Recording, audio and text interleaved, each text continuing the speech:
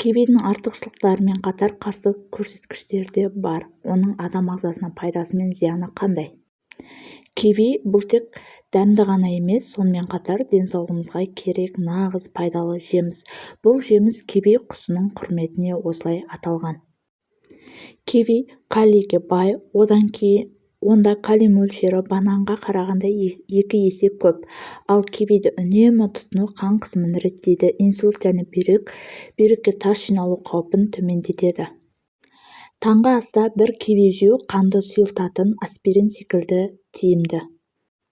Зерттеулер көрсеткендей, кивидің құрамында С витамині болғандықтан ол тыныс алу органдарындағы ауыртпалықты жеңілдетіп, қырылдаудан, жөтелден және демігуден арылтады.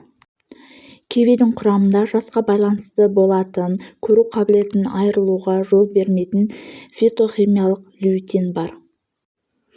Кивиді өз денсаулығы мен сымбатына назар аударатындай жақсы бағалайды. Оның құрамында калория аз және май жоқ. Дегенмен, киви ас қорыту жүйесінің қалыпты жұмыс істеуі үшін қажетті талшықтарға бай. Сонымен бірге, киви жүкті әйелдер үшін қажетті жеміс. Оның құрамында жатырдағы жас жасушаларын өндіруге қажетті фолий қышқылы өте көп. Кейбір адамдарда киви аллергиялық реакция тудыруы мүмкін.